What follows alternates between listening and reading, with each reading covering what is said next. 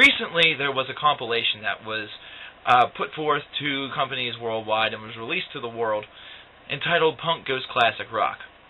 Now, this isn't the first time that this has happened. This is something that you've seen compilations full of cover albums by solo bands, as well as compilations of artists all the time. And, well, this is usually a good thing. Bands such as Children of Bodom, 6 Feet Under, and the metal genre have been able to pull this off. Def Leppard was able to do it. Sometimes you're able to get a hit, other times you don't. Sometimes you get just one song off of a particular album. Sometimes you get an entire collection. However, this one should have been a fucking abortion! First off, let's get started with the bare bones basics about this album. The title.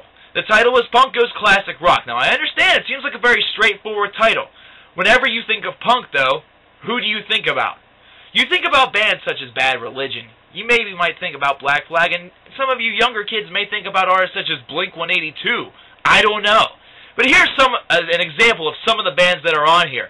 You have Hit the Lights, The Almost, Mayday Parade, We the Kings, Never Shout Never, The Maine, Bless the Fall. Is this really punk? No. You know what I associate half of these bands with? Yeah, sure, they're on Warped Tour. Warped Tour is traditionally a punk festival. But whenever you go there and you listen to it, the first thing I want to do is rip my fucking eardrums out. Why? The music does not resemble the punk that I remember, and let me tell you something, the punk that I remember was actually good. It was actually tolerant.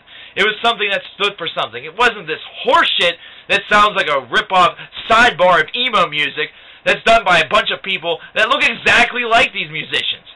Do I believe that emo is an actual real genre? No. If it was, it would have its own section, because every band and their fucking mother wants to do it.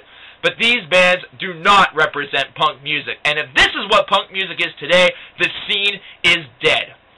Now let's get on to some of the actual songs that are on this album. Now, a lot of the original performers and songs you're going to know very well. More Than a Feeling by Boston, Paint It Black by the Rolling Stones, Free Fallin' by Tom Petty. You have a couple Queen songs, a Def Leppard song, Aerosmith. So many places to complain. Don't even know where to start. Let's start with another bare bones basic, the lyrics.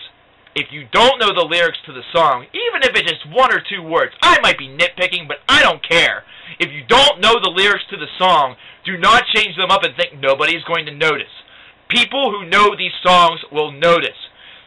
Love Me Like a Bomb, come on baby, get it on. It's not difficult. It is not really all of that difficult. The Maine, for Pour Some Sugar on Me. No, whatever you said, I don't fucking know. It wasn't right. Secondly, I understand that, like my introduction, that a lot of these bands are able to take certain creative liberties in order to make their cover song fit a little bit better into their repertoire. But some of the covers that I hear on this are absolutely atrocious. These are murdering the original songs, giving them a sound that just absolutely makes me sick. It's something where modernization is not a terrible thing, but in this case, this is where you really just take it to the retarded level. Whenever I'm listening to All Along the Watchtower by Envy on the Coast, which was, of course, originally done by Bob Dylan and covered by Jimi Hendrix, you sort of expect a little something. You expect it to maybe sound a little bit like either or. And the result is just All Along the Watchtower if it was punk. Really not that good, really not that impressive, and whenever you listen to it, the very first thing that comes to mind is this is shit. Really. Never Shout Never pulls off Bohemian Rhapsody? No, they don't. They absolutely do not pull off this song. They destroy the feeling, they destroy the emotion. The crescendo at the end, right before, nothing else matters. Or nothing ever matters, nothing more you see. Nothing really matters to me. Destroyed it. That's a moment where it's supposed to be an emotional turn. It's supposed to tug at your heartstrings. It's supposed to make you really emotional, make you want to cry because it's that infamous finale. They destroyed this song. And Bless the Fall's cover of Dream On. Let's not even get into it. Let's skip right to Crazy Train by Forever the Sickest Kids. Now this is one of those songs that the first time I listened to it, I thought to myself, okay, maybe. In fact, the first time I listened to it was last night while I was at work, and I actually uttered the words, "This isn't bad, bravo." I know why I said that now. I know exactly why I said that, because I was far fucking away from the speakers. So whatever I was hearing was whatever my mind wanted it to sound like, mixed with what it actually sounded like. Why? Because tonight I'm right by the speakers. I hear each and every tone, each and every word, each and every piece of atmosphere that is in this song, and it boggled my mind why I ever thought it was good. It is atrocious. First off, if you can't play the guitars, I understand substituting the keys. Let me tell you something. Ruins the sound. Absolutely destroys it, annihilates it. It does not sound anything like it. I can't stand it. The almost, doing free falling. Whenever you're improvising, right in the middle, whenever you're doing your own little thing there, cool and all, but something you want to do live, not something you want on a studio representation. I can't believe half of these bands signed off on this. But then I remembered something else. Typically, whenever a cover is done, it is an artist's representation of their influences.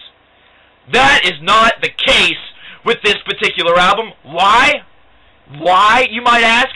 It's because there's been 3 or 4 different compilations made by this same parade of artists with a couple of others in this scene that have absolutely nothing to do with classic rock.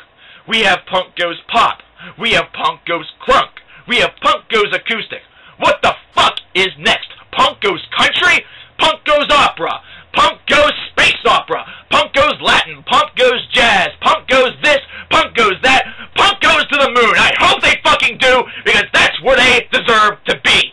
This is not a representation of what they like or what they enjoy. This is just further commercialization. Do you think I'm full of it? Go right ahead. Do you like these bands and hate my opinion?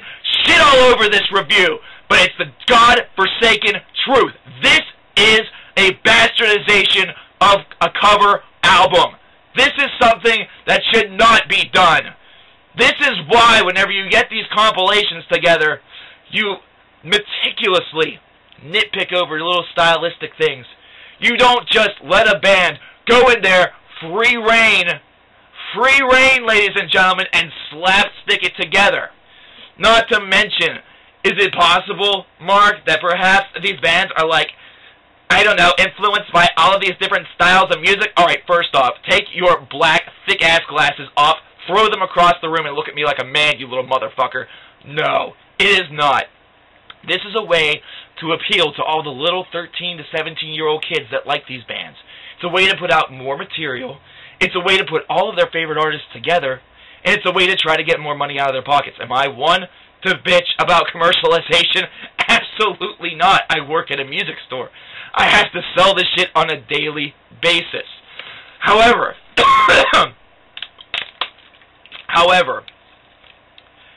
if you like these bands, good for you, but you have honestly no real opinion on music. You are listening to a band that is a carbon copy of another band, that is a cookie-cutter copy of another band, that is an absolute 100% verbatim to the T copy of the fourth. There's nothing that distinctly makes these bands unique, and the fact that you like this is absolutely atrocious. I pine and fear. I fear for music fans of tomorrow, because it seems like a good, I don't know, 60 to 70% of you get it. You understand what classic rock is. You understand what's good that's now, what's good that's then, what's good that in between. But for the other 30% that actually buy into this scene, the other 30% that actually think something like this is not only acceptable but is good or genius, your opinion on music is completely and utterly quashed, erased, destroyed by saying that. What's next? Are you going to throw My Chemical Romance, Linkin Park, Avenged Sevenfold? I can go on and on, together in one big giant compilation where you distinctly say that it's one style of music, but it's really not.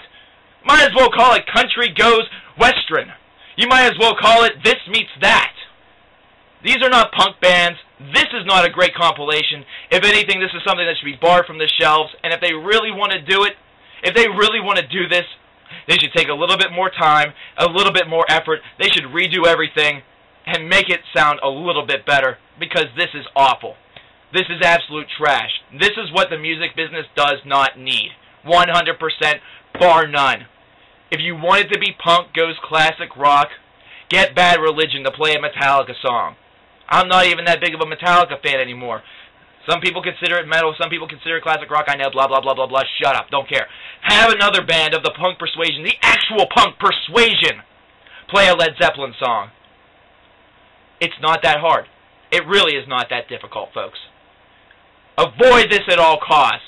This is one of those albums that you really, if you buy it, you listen to it, I really pray to God that you go outside, smash it with a rock, take a shit on it, kick it, and then all of a sudden decide to let your dog eat the fucking remains.